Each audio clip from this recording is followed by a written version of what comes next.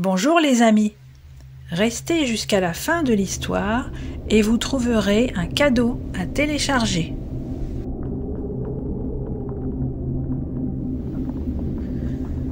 Pour vous parents, comme tous les peuples, les Esquimaux ont leur croque-mitaine. Mais ici, l'effrayant homme-poisson se révèle plutôt gentil et même attachant.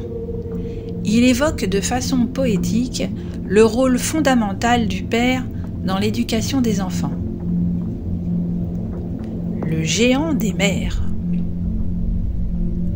Il était une fois un petit Esquimau nommé Itak.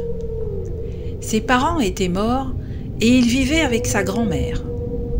Mais celle-ci lui criait dessus toute la journée. Et comme Itak était encore trop jeune pour aller pêcher des poissons, elle le traitait souvent de bon à rien. Un jour, Itak en a assez et décide d'aller pêcher comme un grand.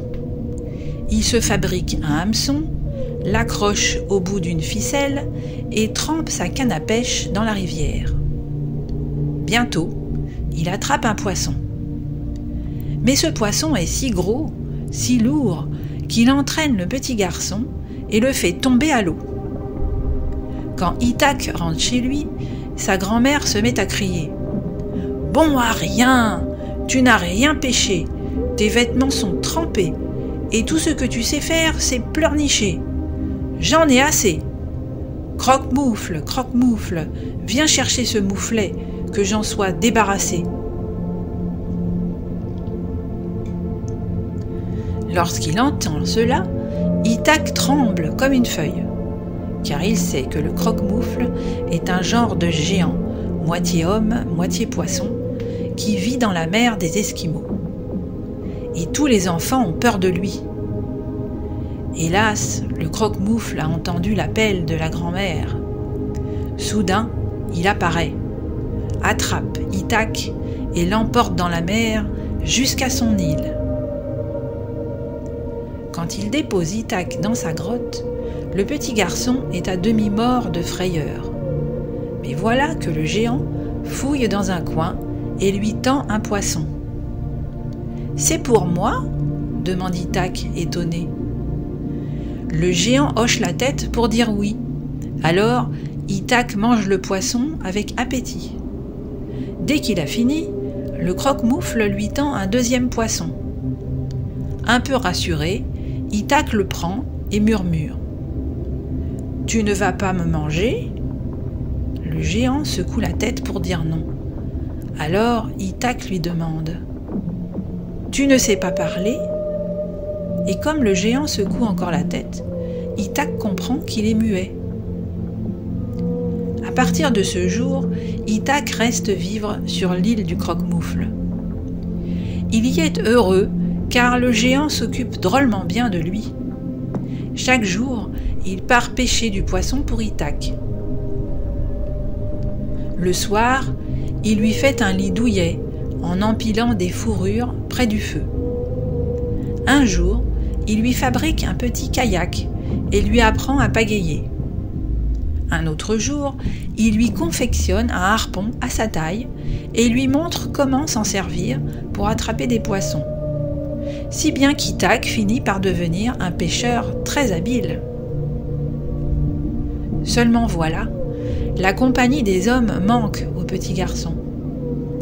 Un jour qu'il se promène en kayak, il reconnaît au loin des pêcheurs de son village. Quand il entend leur voix, une folle envie le prend de les rejoindre. Mais il se retient. Il a trop peur de faire de la peine au croque-moufle. Le soir, Itak se couche le cœur triste. Et le matin, il se réveille encore plus triste. Alors il prend son courage à deux mains et dit au géant « Croque-moufle, je t'aime bien, mais mon village me manque. Laisse-moi retourner auprès des hommes. » À ces mots, le poisson géant serre les poings. Itak se fait tout petit, mais le géant ne le touche pas. Il va sur le rivage et jette le kayak d'Itak sur un rocher. Puis, il lance une grosse pierre dans la mer pour calmer sa colère. Enfin, il plonge dans l'eau et s'éloigne à grands coups de nageoire. Le lendemain, le croque-moufle revient. Il est calmé et il fait signe à Ithac de le suivre. Ithac a un peu peur. Mais le géant le soulève comme une plume, entre dans l'eau et traverse la mer en portant le petit garçon sur sa tête.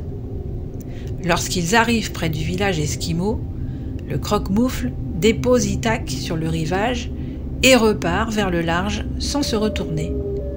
C'est seulement lorsqu'il est loin que le géant se retourne et agite la main pour lui dire adieu. Étonné d'être encore en vie, Ithac lui rend son signe et longtemps, il le regarde s'éloigner. Puis il court au village. Dès qu'elle le voit arriver, sa grand-mère s'exclame « Ithac, comme tu as grandi, tu es devenu un vrai petit homme maintenant. Pardonne-moi, j'ai été méchante avec toi autrefois.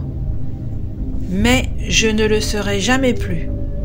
Tu m'as bien trop manqué, mon garçon. » C'est ainsi qu'Ithac reprit sa place parmi les hommes, après avoir partagé la vie du croque-moufle. Mais jamais il n'oublia comme l'homme-poisson avait été bon pour lui. Fin de l'histoire.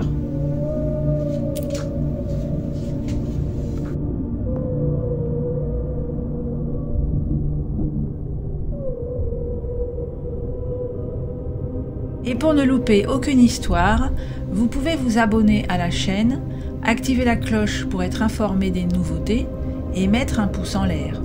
À très bientôt les amis!